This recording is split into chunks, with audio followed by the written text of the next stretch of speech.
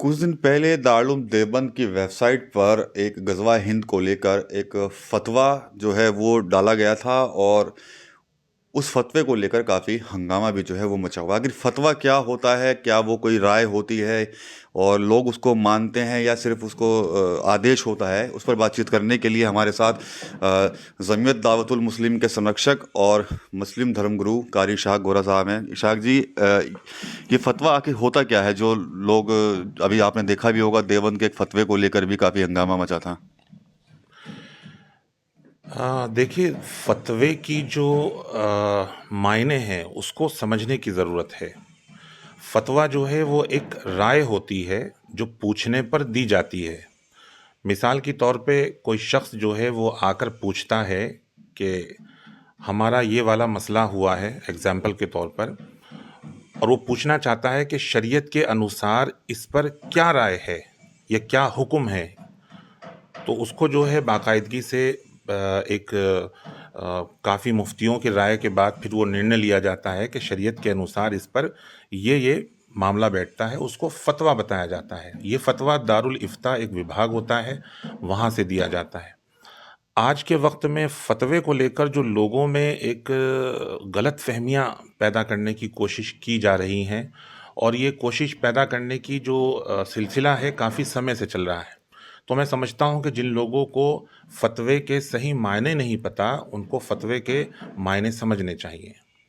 कारी साहब ये कहते हैं कि फतवा दे दिया गया तो वो एक आदेश हो गया कि आपको इस चीज़ को करना ही करना है। इस पर आप क्या कहेंगे? देखिए, शरीयत के अनुसार कुछ चीज़ें ऐसी होती हैं जो हुक्म पर मबनी होती हैं, और कुछ चीज़ें ऐसी होती हैं जो राय के तौर पर बताई जाती हैं। दूसरी चीज़, फ़तवा जो है वो शरीयत के अनुसार दिया जाता है। कुछ चीज़ें ऐसी होती हैं, क्योंकि यहाँ पर शरिया कानून लागू नहीं है, जैसा कि हमारा मुल्क जो हिंदुस्तान है, यहाँ डेमोक्रेसी है। तो किसी को बाकायदगी से ये कह देना कि फ़तवा जो दे दिया गया बस वो हुक्म है, उसको कोई हिल नहीं सकता, सिलसिला ऐसा कोई वो नहीं कर सकता। तो मुझे लगता है कि उन लोगों को सही समझने की ज़रूरत है। कारी साहब, जो गज़वा हिंद को लेकर जो ये फतवा आया था आपने पढ़ा भी होगा, वो क्या कब का था, कितना पुराना था और उसके पीछे क्या कुछ चीज़ थी, ये बताएंगे कुछ आप? देखिए, इसके बारे में जितनी मुझे जानकारी है, जी। ये जो फ़तवा माँगा गया था, ये भी एक राय माँगी गई थी दारुल इफ्ता से कि ग़ज़वा हिंद का जो सिलसिला है वो क्या है। तो ये अब का नहीं है, बहुत पुराना सिलसिला था। पर ये वेबसाइट पर मौजूद था, जैसा कि सुना गया है लोगों से। तो उसी पे ही एक काफ़ी समय से मैं कह रहा हूँ कि सियासत करने की कोशिश हो रही थी दारुल को लेके, तो उसी की तरफ से ये सिलसिला उठाया गया। पर ये तकरीबन जो है 8 या 10 साल तकरीबन, जो मुझे लगता है, पुराना मामला है, जिसको अभी ये नया सिलसिला देने की कोशिश हुई है।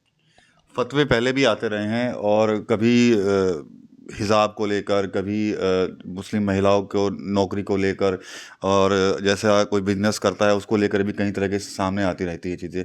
तो क्या हर कोई इंसान इनको फॉलो करता है कि नहीं करता है, या उसके ऊपर कोई दबाव भी होता है किसी चीज़ का?